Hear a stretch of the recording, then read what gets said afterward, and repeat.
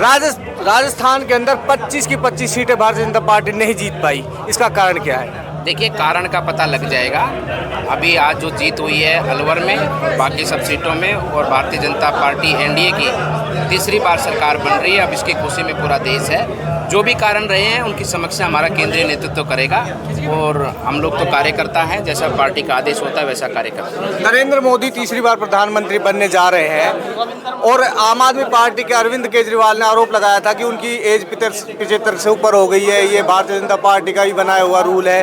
क्या तीसरी बार प्रधानमंत्री नरेंद्र मोदी ही बनेंगे या कोई और? यार, ये तो स्पष्ट है। तीसरी बार माननीय प्रधानमंत्री जी, उनके चेहरे पर ही चुनाव लड़ा गया और वही प्रधानमंत्री बनेंगे। ये तो कोई सवाल ही नहीं।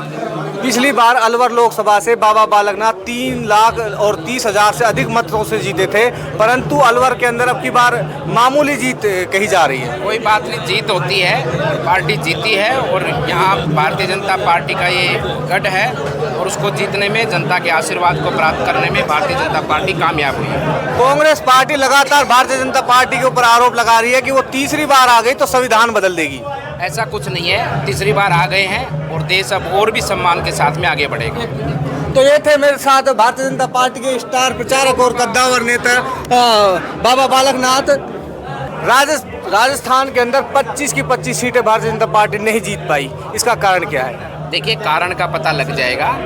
अभी आज जो जीत हुई है अलवर में, बाकी सब सीटों में, और भारतीय जनता पार्टी एनडीए की तीसरी बार सरकार बन रही है। अब इसकी खुशी में पूरा देश है। जो भी कारण रहे हैं उनकी समस्या हमारा केंद्रीय नेतृत्व करेगा, और हम लोग तो कार्यकर्ता हैं, जैसा पार्टी का आदेश होता है वैसा कार्य करते हैं। नरेंद्र मोदी तीसरी बार प्रधानमंत्री बनने जा रहे हैं, और आम आदमी पार्टी के अरविंद केजरीवाल ने आरोप लगाया था कि उनकी एज 75 से ऊपर हो गई है। ये भारतीय जनता पार्टी का ही बनाया हुआ रूल है।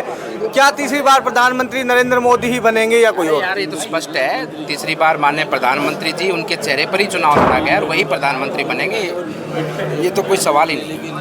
पिछली बार अलवर लोकसभा से बाबा बालकनाथ 3,30,000 से अधिक मतों से जीते थे, परंतु अलवर के अंदर अब की बार मामूली जीत कही जा रही है। कोई बात नहीं, जीत होती है, पार्टी जीती है, और यहाँ भारतीय जनता पार्टी का ये गढ़ है, और उसको जीतने में, जनता के आशीर्वाद को प्राप्त करने में भारतीय जनता पार्टी कामयाब हुई है।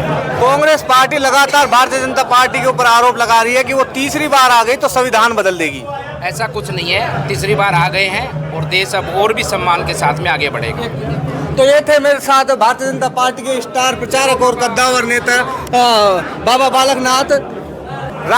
राजस्थान के अंदर 25 की 25 सीटें भारतीय जनता पार्टी नहीं जीत पाई, इसका कारण क्या है? देखिए, कारण का पता लग जाएगा। अभी आज जो जीत हुई है अलवर में, बाकी सब सीटों में, और भारतीय जनता पार्टी एनडीए की तीसरी बार सरकार बन रही है। अब इसकी खुशी में पूरा देश है। जो भी कारण रहे हैं उनकी समस्या हमारा केंद्रीय नेतृत्व करेगा, और हम लोग तो कार्यकर्ता हैं, जैसा पार्टी का आदेश होता है वैसा कार्य करते हैं। नरेंद्र मोदी तीसरी बार प्रधानमंत्री बनने जा रहे हैं, और आम आदमी पार्टी के अरविंद केजरीवाल ने आरोप लगाया था कि उनकी एज 75 से ऊपर हो गई है। ये भारतीय जनता पार्टी का ही बनाया हुआ रूल है। क्या तीसरी बार प्रधानमंत्री नरेंद्र मोदी ही बनेंगे या कोई और? यार, ये तो स्पष्ट है। तीसरी बार माननीय प्रधानमंत्री जी, उनके चेहरे पर ही चुनाव लड़ा गया और वही प्रधानमंत्री बनेंगे। ये तो कोई सवाल ही नहीं।